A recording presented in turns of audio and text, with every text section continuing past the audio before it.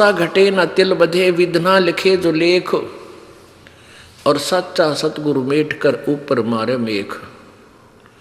मासा घटे ना तिल बधे, यानी कोई भी परिवर्तन आपके सुख या दुख में ना कोई नियमन कर सकते ना उसको बढ़ा सकते। कौन? परमेश्वर कबीर जी को छोड़कर, परम अक्षर ब्रह्म के अतिरिक्त।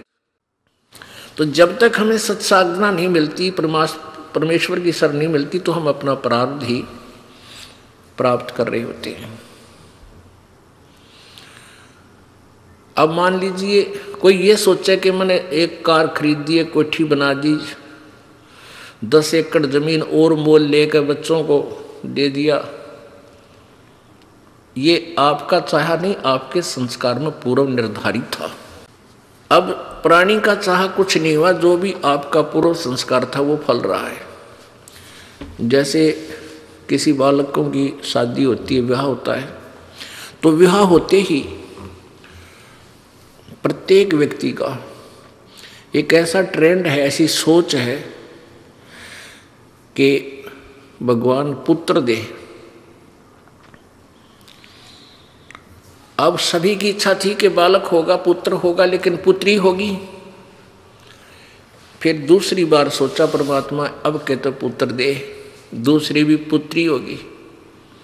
फिर तीसरा जब गर्भ रहा तो सब ने शुक्र मनाए, ना जाने कितनी देवी देवताओं के जाकर प्रार्थनाएं की, जिसने भी जंतर मंत्र किया, दवाई भी ले ली, फिर भी बेटी होगी, और चौथी भी बेटी होगी, 5वीं भी बेटी होगी।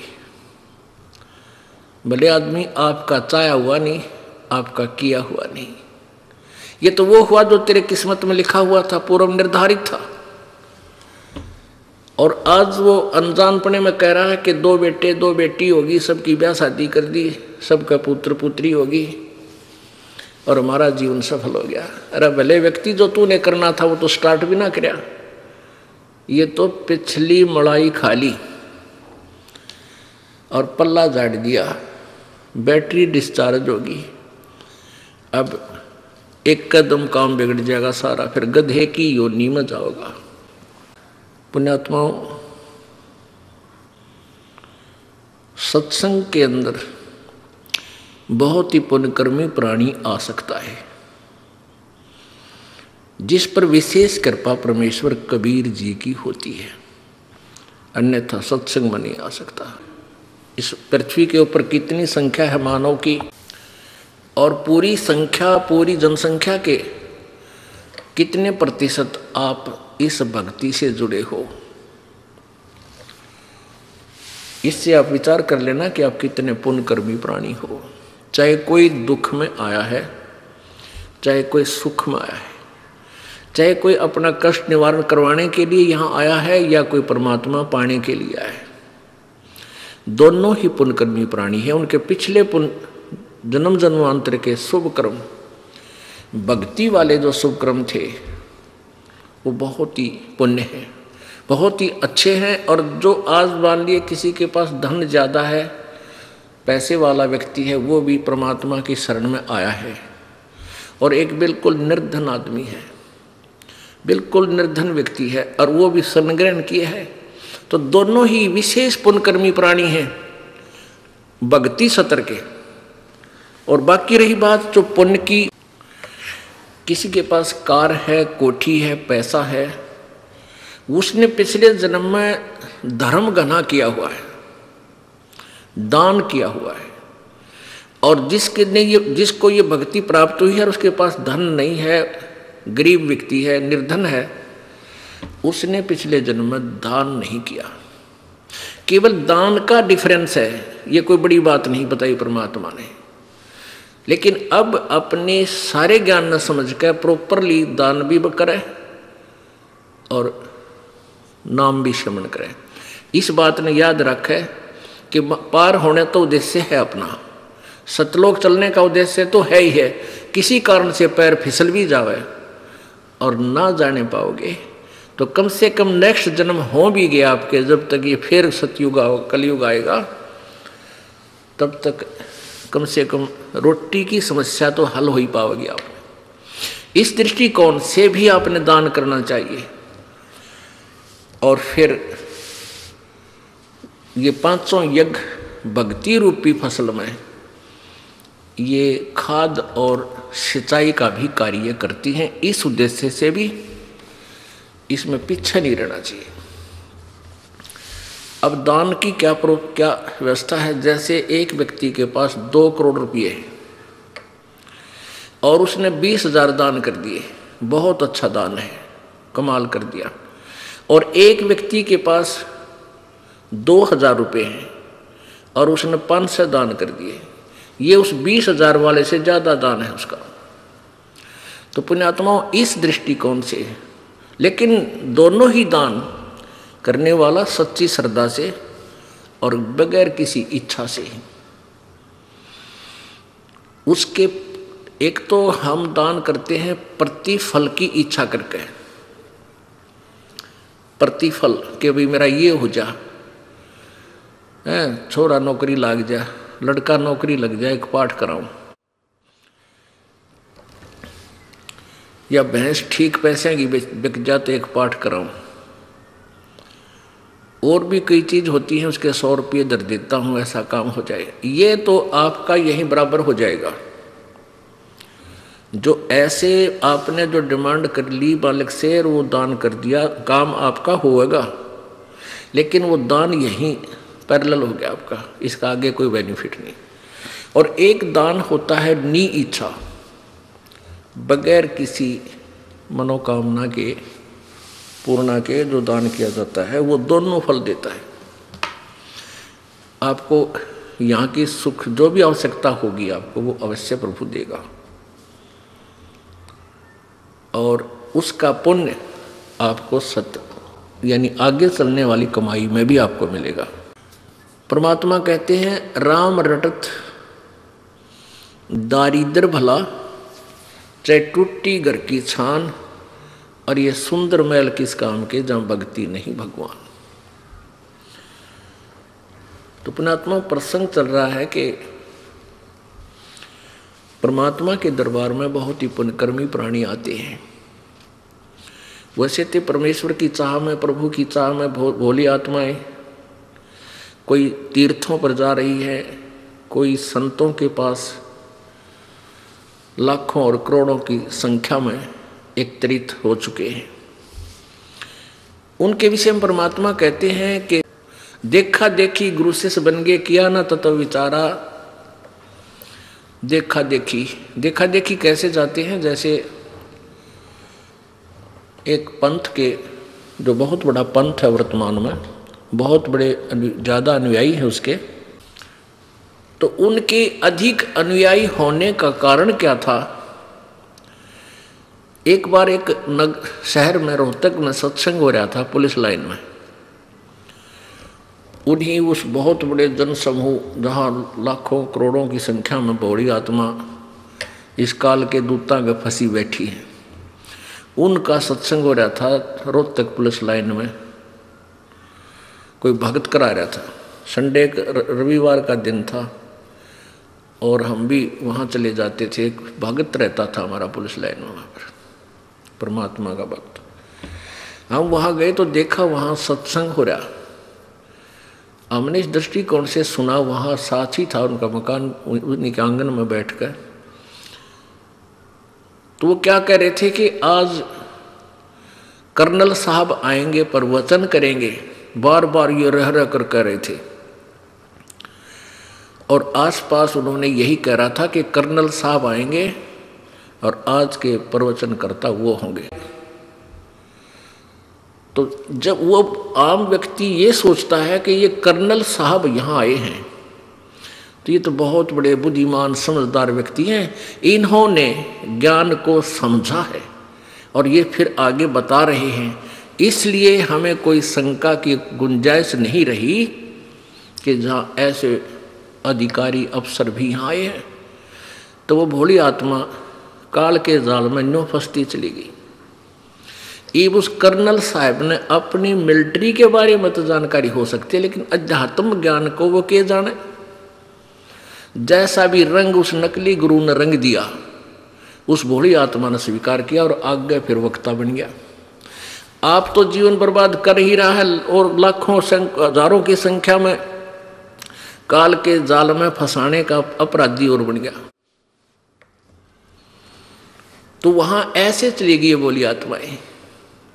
जैसे ये दास पहले सालासर जाया करता, चूरू जिला राजस्थान के अंदर एक हनुमान जी का मंदिर है, आसपास क्षेत्र में वो बहुत वेल नोन है। ये दास हनुमान जी का पुजारी था, बहुत अच्छा, क्योंकि श्रद्धालु ही होता है, उसका ब्लाइंड फेथ होता है। और जो इन लाखों करोड़ों की संख्या में एकत्रित जो भक्तजन है, श्रद्धालु हैं उन नकली संतों के पास, वो वास्तव में श्रद्धालु हैं। वो बिल्कुल कोई ऑब्जेक्शन ही नहीं करते अपने दिमाग में, गुरु जी क्या बता रहे हैं वो सुनते रहते। उन्होंने उन नकलियों पर ब्लाइंड फेथ कर लिया, सतगुरु जान के उनको सतगुरु मानकर ब्लाइंड फेथ कर लिया। और वो है नकली, उनको कह भी नहीं पता। तो उस श्रद्धा की भावना का दुरुपयोग कर लिया उन काल के दूतों ने और लाखों करोड़ों बूढ़ी आत्माओं को काल के मुंह में उलझा दिया। ये दास जब वहाँ जाता था, सालासर गांव उस शहर में, उस नगर में, गांव है ग्राम सा छोटा, तो वहाँ क्या देखा करते, यहाँ की महिमा कि भी ये राजस्थान का मंत्री आ रहा है, ओ हो भाई फिर तड़ कमाल की बात है। ये हरियाणा का सिरसा से मंत्री आ रहा है, ये एमएलए आया हुआ है। उनकी वहाँ गाड़ियाँ खड़ी होती, कोई गनमैन होते तो वो बताते थे। तो हम ये सोचते थे भाई फिर तो यहाँ कुछ ना कुछ बात जरूर है। अब बताइए, ये हमारा पैमाना था नापण का भक्ति और भगवान का, क्योंकि अज्ञान से परिपूर्ण थे, श्रद्धा गणी थी, चाह ज्यादा थी मालिक की, इसलिए अपनी अटकलों पर आप अटक कर खड़े हो जाते थे, भाई यही भक्ति होती होगी। और वहां के भक्ति होया करती, एक सूखा नारियल, अरे एक इतना कपड़ा लाल लंगोट, वो बोला करते उसका दजा, उस नारियल ने गधे नहीं खावे, ना उसमें गिरी कति सूखा खड़ंग, और वो चढ़ाया करते बाबा जी के माथे पर मारते। नो, वह इतनी बूढ़ी ही मूर्ति मंदिर में रखी और शकल की भी कोई ना डंकी बासी आओ, बता के पूजा करते हम, किसे दिमाग खराब हो रहे थे हमारे। और भीड़ हो जाती गणी, नो मारा करते फेंक कर, शर्म लगती भगवान हनुमान गए की मूर्ति गए हैं, और सफल हो जाते, भाई ठीक है हाजरी लाइए बाबा जी। ये बड़ा बाबा जी बैठा था, मेरे ठग बैठे थे, वो 500 नारियल लाते होंगे, 500 नारियल सूखे, और उनको थोड़ी देर में फिर गिठड़ी नू की नू भरका बोरियों में बाहर दुकानों पर सेल कर देते थे। वहाँ मान ले 10 रुपये का हमें मिलता था, तो वो 5 में उल्टे दे देते थे उनको वापस। ऐसे वहाँ उनकी बाबा जी की पूजा चल रही थी। अब बजरंगबली हनुमान जी तो पहलवान आदमी था, अच्छा घी दूध फल केले खाया करता, और सूखे नारियल ने शर्मा मारा करता, और इतनी दजा वह बांध दिया थे कपड़ा उसके। तो ये पूजाएं थी। तो हमारा जो पैमाना था भक्ति के सतर को नापण का, वो कति बेकार था। ऐसा ही सभी का है जब तक तत्व ज्ञान नहीं होता। तो पुण्यात्मा,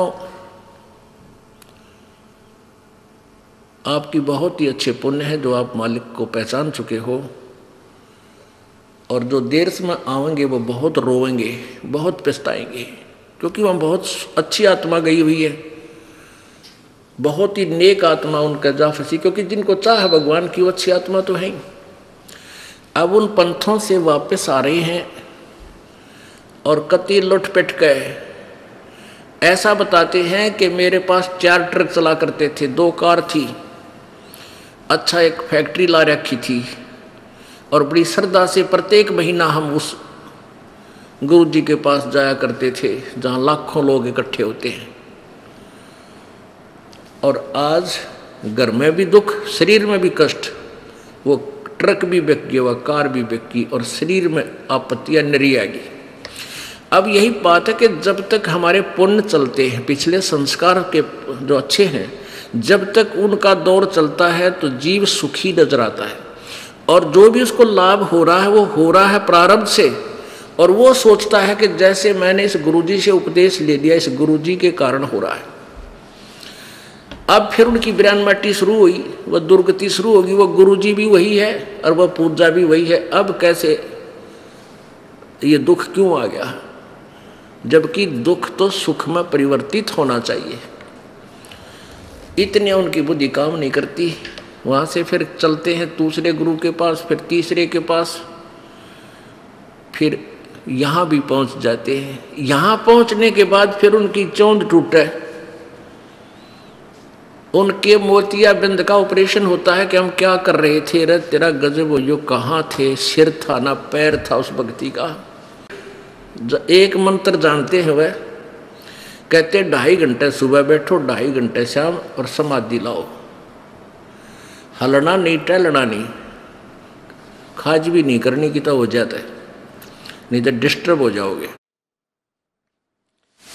और फिर क्या होगा, बोला अंदर देखो, अंदर देखो, प्रकाश ही प्रकाश है, नूर ही नूर है।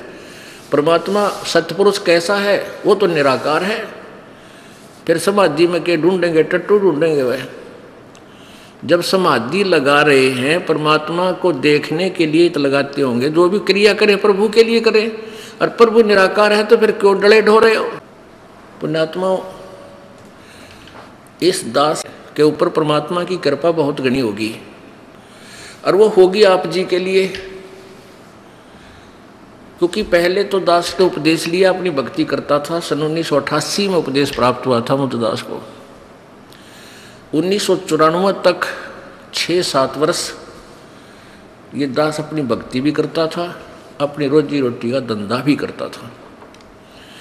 कोई ये स्वप्न में भी नहीं था कि इतने निर्मल भगवान की और ऐसे उत्तम ज्ञान की चर्चा इस दास ने करनी पड़ेगी। करने का आदेश हो गया। तो यदि ये आदेश ना होता तो आप ये दास अपनी भक्ति करता रहता, कभी स्वप्न में भी नाम नहीं, गुरु नहीं बनता।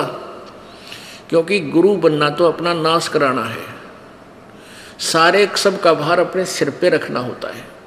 और जब आदेश हो जाता है परमेश्वर का, गुरुजी का, जो गुरुजी कनेक्टेड है परमात्मा से, उनकी एक परंपरा होती है, उस नियम से चलते हुए, तो फिर वो गुरु दोषी नहीं रहता। क्योंकि जैसे एक एसएस बोर्ड होता है, एसएस बोर्ड का एक चेयरमैन होता है, वो गवर्नमेंट के द्वारा नियुक्त किया जाता है, अपॉइंट किया जाता है, उसको अधिकार दिया जाता है, आप ऐसी जो टर्म एंड कंडीशन पूरी करते हैं जो कैंडिडेट, उनको इस पोस्ट के लिए आप उनकी अपॉइंटमेंट कर सकते हैं। तो वो 4 लाइन लिख देता है, you are here by appointed for the post of such and such, your pay and salary will be such and such, और नीचे अपने साइन कर देता है। पेन भी सरकार का, इंक भी सरकार की, टेबल मेज कागज भी सरकार का, और साइन वो करता है। तो उसके द्वारा किए गए साइन से उस बच्चे को नौकरी मिल जाती है, कैंडिडेट को, और सरकार उसको तनख्वाह भी देती है, सारा भत्ता भी देती है, और उसको पेंशन भी देती है। उस चेयरमैन ने अपनी जेब से 54 भी नहीं देनी पड़ती उस कैंडिडेट को।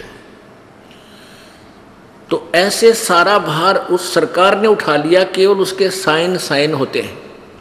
ऐसे ही ये दास को, इस दास को जब अपॉइंट कर दिया गया, नॉमिनेट कर दिया गया उपदेश देने के लिए पूज्य गुरुदेव जी द्वारा, तो वो सच्ची सरकार, वो परम अक्षर ब्रह्म कबीर देव जी, उन सभी आत्माओं को जिसको ये दास उपदेश दे देता है, जिसकी अपॉइंटमेंट कर देता है, उसको सारा सुख वो परमेश्वर कबीर जी, वो सच्ची सरकार देती है।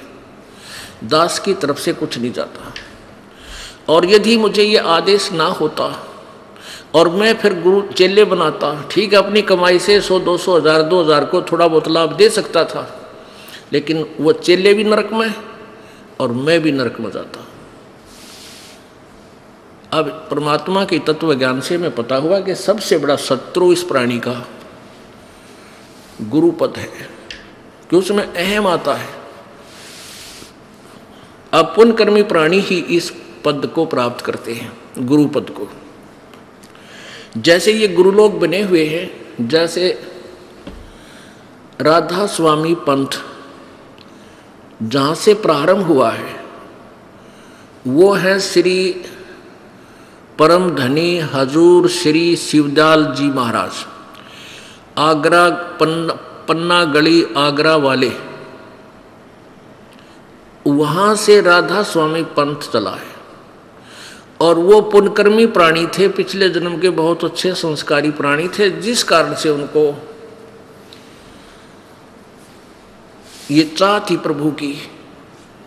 उन्होंने कोई गुरु नहीं बनाया, शिवदयाल जी महाराज ने कोई गुरु नहीं बनाया, निगुरे थे। फिर उन्होंने ऐसे ही ग्रंथों को पढ़ा, किसी संत का अनुभव पढ़ा, कहीं से ईंट कहीं का रोड़ा, कबीर जी का एक शब्द उन्होंने पढ़ा, करने नो दीदार महल में प्यारा है, हल्दी की गांठ लेकर पंसारी बन गए। एक करने नो दीदार महल में प्यारा है, इस शब्द को लेकर के उन्होंने सतलोक ले जाने का ठेका ले लिया। और उन्होंने उनको सतलोक के बारे में कै खे का भी पता नहीं था। श्री शिवदयाल जी महाराज जो इस राधा स्वामी पंथ के प्रवर्तक है। अपने आत्माओं, यह बात आपके सबके खटकेगी। दे भूत लाग रहा कल की मारने, ये उसे है सारे जो शिवदयाल भी भूत बना था। अब दिखाऊंगा आपको, ये शिवदयाल जी भी भूत प्रेत बने, क्योंकि साधना गलत होने से फिर ये ऐसे ही दुर्गति को प्राप्त हो जाते हैं। अब पुण्यात्माओं, ये जो प्रसंग आ जाता है कि श्री शिवदयाल जी को भी ज्ञान नहीं था, बिल्कुल नहीं था, सतलोक का बिल्कुल ज्ञान नहीं था, ना उनके पास कोई भक्ति थी, ना उनके पास मंत्र थे। इस दास को कोई शौक नहीं है किसी की आलोचना करने का, लेकिन ये दास एक टीचर बना दिया परमात्मा ने, आध्यात्मिक शिक्षक टीचर। और एक टीचर का कर्तव्य बनता है, यदि बच्चे गलत ज्ञान ग्रहण कर रखे है, उन्होंने सवाल गलत निकाल रखे है, उसको ठीक करावे। पहले के किसी अध्यापक ने कोई प्रश्न गलत हल कर रखा है और सभी बच्चों ने वो नोट कर रखा है और उसी का रट्टा लगा रहे हैं, और दूसरा अध्यापक आता है, उसकी नज़र चढ़ जाता है कि ये बच्चे गलत जो है ना प्रश्न हल किए हुए हैं, तो उसको ठीक करा देता है। उसका प्रथम कर्तव्य बनता है। तो इस दास का प्रथम कर्तव्य है कि जो इन नकली गुरुओं ने आउट ऑफ सिलेबस पढ़ा रखा है, उस तो सभी श्रोताओं को, सभी विद्यार्थियों को, प्रभु के चाहने वाले प्यारी आत्माओं को अपने सदग्रंथों के आधार से वो शास्त्र अनुकूल साधना का ज्ञान कराऊं। और फिर इस चीज़ का कैसे पता चलेगा भाई कौन सी गलत है, कौन सी ठीक है। अब ये दास राधा स्वामी पंथ वालों का भी साधना गलत बता रहा है, और धन धन सतगुरु वालों का भी सच्चा सौदा जो सिरसा वाले हैं, जगमाल वाले, इनका भी गलत बता रहा है। वो गलत है तो बता रहा हूँ, नहीं मुझे शौक नहीं। आज एक इतना फॉरवर्ड हो गया है समाज, मानव समाज, यदि कोई किसी संत के बारे में कोई भी टिप्पणी करता है तो उस पर मुकदमे शुरू कर देते हैं। लेकिन ये दास 10 वर्ष से यही आवाज़ लगा रहा है, किसी की हिम्मत नहीं पड़ती कि जाओ कोर्ट का दरवाज़ा खटखटा दे। हाँ, बदनाम जरूर करने लगे, गुंडा है, बदमाश है, चोर है, उस आश्रम में बकवाद करते हैं। अब उनके पास ज्ञान तो रहा नहीं, फिर और क्या बोल रहे हैं। उनका उद्देश्य यही है कि जनता वहाँ जावा नहीं, रामपाल से नफरत करे, कहीं तुम्हारी पोल ना खुल जाए। तो ये कितने दिन तक चलेगी उनकी? अब ये चाल ज़्यादा नहीं चलेगी, क्योंकि अब शिक्षित समाज है, बहुत बुद्धिमान मनुष्य है, मानव है, और सब समझता है ये कौन से कहाँ बोल रहे हैं और वास्तविकता क्या है। अब ये दास अपनी जबान से कुछ नहीं कहेगा, आलोचना नहीं कर रहा किसी की। जैसे एक बार किसी ने 1000 के नोट, 500 के नोट नकली छाप दिए और सरकार ने क्या किया कि दोनों नोट, ओरिजिनल एंड डुप्लीकेट, दोनों टेलीविजनों में, समाचार पत्रों में प्रिंट कर करके दिखाए कि भी ओरिजिनल की ये पहचान है, डुप्लीकेट ऐसा होता है, सावधान रहना कहीं लुट ना जाओ। तो क्या सरकार आलोचना कर रही थी किसी की? नहीं, एक बहुत बड़ा उपकार किया। गरीब आदमी जिसके पास 2-4 हज़ार रुपये और वह नकली हो, वो तो गया काम से। ऐसे ही पुण्यात्माओं, आपका जो धन बर्बाद हो रहा है, व्यर्थ हो रहा है, ये मनुष्य जीवन का जो धन है, इसकी कीमत इस तीनों लोकों के बराबर भी नहीं है, एक श्वास की। और आप इतनी हानि कर रहे हो, आपकी इतनी हानि हो रही है यथार्थ भक्ति ना करके। तो दास का कर्तव्य बनता है कि जगाऊं, दूर दूर तक जगाऊं। अब जैसे ये क्रोथा कांड हुआ, इस क्रोथा कांड का यही कारण था कि इस नकली महर्षि दयानंद की पोल खोल दी इस दास ने। और सत्यार प्रकाश नामक जो पुस्तक दयानंद जी ने छापी थी, अपना स्वानुभव लिखा है, तो उसको हम एक बहुत उत्तम पुस्तक माना करते, यानी वेदों से भी प्रथम उसको महत्व देते थे कि वेद हम नहीं पढ़ सकते। और महर्षि दयानंद जी ने वेदों का ही निष्कर्ष निकालकर सत्यार प्रकाश में डाल रखा है। यही हमारे लिए सफिशिएंट है, क्योंकि उन्होंने सरल करके इसमें लिख दिया बस, और वो वेदों को सत्य मानते हैं। इस दृष्टिकोण से हम इस नकली, इस सत्यार प्रकाश को, इस नकली ज्ञान युक्त, डुप्लीकेट ज्ञान युक्त, वेद विरुद्ध ज्ञान युक्त पुस्तक को उत्तम मानते थे, अपने सीने से लगा कर रखा करते थे। और जब इस दास के ज्ञान नेत्र परमेश्वर ने खोल दिए, तब उस दृष्टि से, ज्ञान वाली दृष्टि से देखा, और सदग्रंथों वाले तराजू में जब तोल के देखा, ये सत्यार प्रकाश तो एक आने का भी नहीं, पूरा वेद विरुद्ध ज्ञान से परिपूर्ण है। समाज नाश का इसके अंदर पूरा व्यवस्था है, सुधार तो 100 कोस भी नहीं है। तो इन लोगों ने 2003-4 से संघर्ष शुरू किया था। हमने समाचार पत्रों में सारा विवरण दे दिया, अपनी ऐड दे गए, तो बुद्धिमान व्यक्ति तो समझ जाते थे, लेकिन आम व्यक्ति ये सोचता था कि वह महर्षि दयानंद पर उंगली उठा हुआ है, रामपाल पागल है। महर्षि दयानंद तो बड़े विद्वान पुरुष थे। एक दंत कथा के आधार से हमने उनको एक सुप्रीम जो है ना विद्वान मान रखा था। अगर ये महर्षि होते तो दास के सिर में दर्द थी कि भाई मैं इनको गलत कहूँ, मेरे जैसा नीच निजय किसी महापुरुष के बारे में गलत शब्द बोला, जबान कट जानी चाहिए, इतना पाप है इसका। तो ऐसी गलती दास नहीं कर सकता। तो उनके पास जो समाचार पत्रों में उनके कति पोल खोल दी, उनके पास कोई विकल्प नहीं रहा आर्य समाज के आचार्यों के पास। तो उन्होंने अपने अनुयायियों को भ्रमित करना शुरू कर दिया कि रामपाल गंदा है, महर्षि जी की जो है ना मिथ्या आलोचना करता है, और फिर उस आश्रम में ऐसा होता है, ऐसा होता है, गंदे लोग रहते हैं वहाँ, ऐसी लड़कियाँ रखते हैं, फलान करते हैं।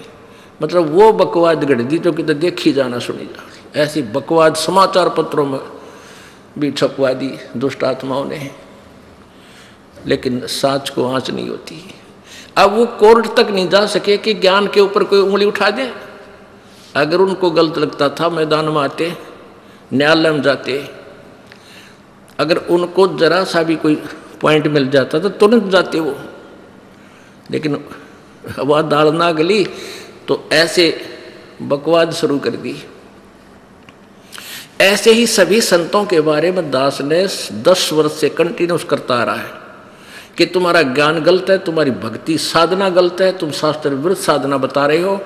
और इस परमेश्वर के सार संदेश में एक विशेष सब्जेक्ट, एक विशेष अध्याय बना रखा है जिसमें सबकी कति पृष्ठ वाइज लिख रखा कि ऐसे ऐसे आपकी उस पुस्तक पे ऐसा लिखा, उस पे ऐसा लिखा, जो कति वेद विरुद्ध, संत मते के विरुद्ध है। कोई नहीं बोलता, ज्ञान पे नहीं बोलता, और बकवाद ये कितनी कर लो वो बात अलग है। तो क्रोथा कांड करवाने का उद्देश्य था कि रामपाल को जनता तो मरवा दे या स्वयं मार दे जाके, ताकि थारी पोल खुलनी ना खुल जाए। अरे दुष्टो, परमात्मा के बच्चों को तुम अंधा बनाकर रखना चाहते हो, उसी से दूर रखना चाहते हो। जालिम लोगों, तुम्हारा कहाँ ठिकाना होगा। लेकिन अब शिक्षित समाज है, अब देखना क्या होगा। अब वो समय आने वाला है, दुनिया थूक क्या करेगी इन दुष्टों को। अरे निकम्मे, तुमने ऐसा जुल्म किया, हम 10 वर्ष पहले आ जाते शरण में, आज 10 वर्ष बाद आना पड़ा हमने तुम्हारे द्वारा की गई बकवादों को सच्चा मान के।